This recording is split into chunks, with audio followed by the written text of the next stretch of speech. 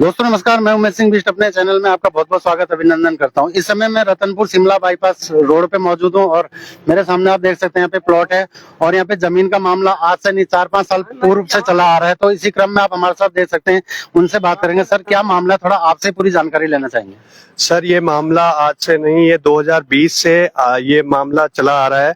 यहाँ पर जो ये भूमि है सीपी मल्होत्रा जी की है और मैं उनका जो देखरेख करने के लिए यहाँ पे रखा गया हूँ और पावर अटॉर्नी होल्डर भी हूँ। पूर्व में भी हमारे द्वारा भी जो इनके खिलाफ एप्लीकेशन दी गई है, इन्होंने पहले स्ट्रक्चर भी तोड़ा गया था, इसके खिलाफ भी इनका कोर्ट में मामला निलंबित है और ये बेल पे बाहर रहे हैं ये लोग। और उसके बाद भी बहुत बार जो हमारे द्वारा डीएम साहब को भी कंप्लेन करी गई, बीच बीच में सर द्वारा भी सीपी मल्होत्रा जी द्वारा भी यहाँ पे की गई। तो इसमें एक हिमांशु कुशवाहा करके है जो ये सब चीजें मैनेज कर रहा है, जो पता लगा है। और इसमें ये हमको बार बार आके धमका रहे हैं, जो ये संजीव चौधरी है और मुजफ्फरनगर के कुछ लोग हैं और हरिचंद शर्मा हैं, जो जिनके नाम पे ये कलम सिंह जो कहते हैं, जो दावा अपना ये कहते हैं कि 1601 में हमारा है। तो उसने कलम सिंह ने ही अपना जो हमारे खिलाफ जो एक कंप्लेन करी थी, उसमें पहले से ही स्थल के बारे में बताया गया था कि हमारा कब्जा होना पाया गया था। पटवारी जी की रिपोर्ट भी है ऑलरेडी उसमें। फिर भी उसके बाद भी बार बार शासन प्रशासन द्वारा यहाँ पर आके बगैर नोटिस के यहाँ पर आकर जबरन बार बार पीटा मारा जाता है। उसमें हमारे पास सारी रिपोर्ट्स हैं, एसएसपी साहब की रिपोर्ट भी है, तहसीलदार साहब की रिपोर्ट भी है, डीएम साहब के उसमें भी रिपोर्ट है। और ये जो स्ट्रक्चर तोड़ा गया है, इनके खिलाफ जो मुकदमा दर्ज है, ये माननीय न्यायालय में अभी निलंबित है। उसके बावजूद भी कल दोबारा फिर जो हिमांशु कुशवाहा है, ये कुछ लोगों को लेके, संजीव चौधरी और भी काफी सारे लोग हैं, महिलाओं को लेकर यहाँ पर जबरन जो यहाँ के स्थानीय लोगों ने भी इनको रोका, तो उनसे भी जबरन उनके साथ धक्का मुक्की और धमकी देके उनको भगा दिया गया। हमारे द्वारा 112 में भी कॉल किया गया, बार बार हमारे द्वारा पुलिस प्रशासन को भी आगाह किया जा रहा है, फिर भी वो हमारा कोई सपोर्ट उस तरीके से नहीं कर रहे हैं। और मजे की बात ये है साहब कि जो ये अब जिस पे दावा कर रहे हैं, इनका रजिस्ट्री भी इन्होंने फर्जी कर रखी है। जो हरिचंद शर्मा है, जो कलम सिंह द्वारा जो हरिचंद शर्मा को रजिस्ट्री करी गई है, उसमें इन्होंने जो रजिस्ट्री करी है, उसमें जो अंकन किया है कि 1601 में इन्होंने जिनसे रजिस्ट्री करी है, पहले तो इन्होंने कहा है कि विरासत से प्राप्त करी है। ये देखिए सर कि विक्रेता वर्णित भूमि विरासत से प्राप्त हुई है, उसमें ही नीचे इन्होंने सुप्रीम कोर्ट की गाइडलाइन को बंटवारे हुए बिना संयुक्त भूमि का सहस्वामी अपने हिस्से की भूमि नहीं बेच सकता की अवहेलना नहीं हो रही है। अब इन्होंने सुप्रीम कोर्ट की गाइडलाइन की भी अवहेलना किस प्रकार की है सर, ये देखिए। इसमें फिर दोबारा इन्होंने रजिस्ट्री में मेंशन किया है कि विदित भूमि मनमोहन सकलानी से आदिल हसन को आई है और आदिल हसन से जो इन्होंने क्रय की है। ये सारी जो जिल्द नंबर है सर, इसमें जो 1601 इन्होंने 14 मेंशन की है। जब हमने इसकी पुरानी जो ये आदिल हसन वाली जो रजिस्ट्री की कॉपी निकाली, तो उसमें ये खसरा संख्या अंकन ही नहीं है।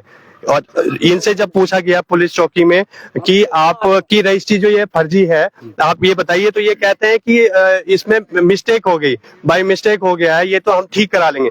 अगर ये ठीक करा सकते तो ये करेक्शन डीड लेके आए। ये बगैर फर्जी रजिस्ट्री के भी, बगैर उसके भी जबरन यहाँ पे कब्जा किया जा रहा है और पुलिस प्रशासन द्वारा भी हमारी कोई भी मदद नहीं की जा रही है। और इसमें हमारे पास सारे साक्ष्य हैं, ये कोर्ट में भी लंबित है मामला। और उसके बाद भी यहाँ पर हमारे को कोई वो नहीं है, जान से की मारने की धमकियां दी जा रही है। हिमांशु कुशवाहा द्वारा हमारे पे प्रेशर बनाया जा रहा है और ये संजीव चौधरी और ये सब लोग जो मुजफ्फरनगर के तथाकथित अपने आप को गुंडे कहते हैं, मेरे ऊपर बहुत ज्यादा प्रेशर बनाया जा रहा है सर, और मेरे को बहुत ज्यादा धमकियां दी जा रही है और फर्जी रजिस्ट्री लेके यहाँ पे जबरन कब्जा कराया जा रहा है। कितनी जमीन होगी तकरीबन सर? ये लगभग 1.25 बीघा के करीबन, ये इसमें कहते हैं कि 1.25 बीघा इनका है। ये एड्रेस थोड़ा बता दीजिए। ये रतनपुर जगह पड़ता है, ईस्ट ऑफ टाउन मौजा पड़ता है सर।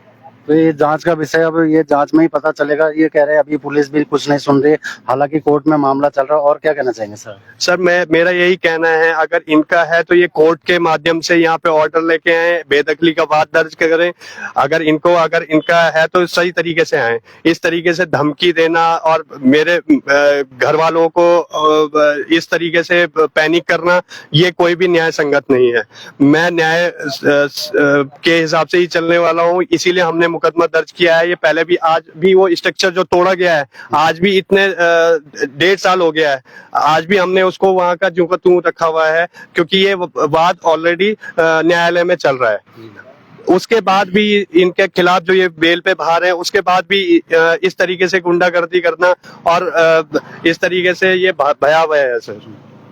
मेरे को बस न्याय की गुहार है। अच्छा सर, आप न्याय तो एक बार दिखा दीजिए थोड़ा पीछे, और यहाँ चारों तरफ का माहौल आपको दिखा देते हैं। तो सर हमारा भी बयान दिया जाए। देख सकते हैं आप यहाँ पे।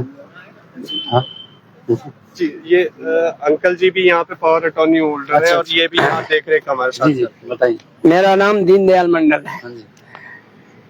मैं वैसे इनके दिल्ली में कार्यरत था जब इन्होंने 1997 में डील किया हसनपुर में जमीन, तो हमको 1997 में स्कूल से यहाँ लाया और मुझे पावर ऑफ अटॉर्नी होल्डर बनाया गया, और मैं तब से इनका देख रेख कर रहा हूँ, यहाँ से लेकर के हसनपुर तक। सर मैं 98 से जमीन खरीदा हूँ, ये रजिस्ट्री है मेरे पास में, है ना, और मैं यहाँ पर काबिज था।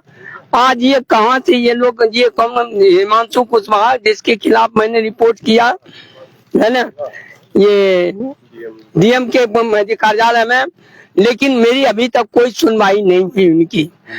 तो सर मैं किस तरह से जीऊं? मैं 76 साल का बुढ़ा आदमी, मैं कितना दौड़ूं? ये लोग मुझे धमकी देते, फार्म पर भी पहुंच गया था मेरे को मारने के लिए। फार्म पर हिमांशु कुशवाहा खुद पहुंचा था 2-3 बंदे लेके, लेकिन मैं ऊपर था, ये नीचे से वापस आ गए।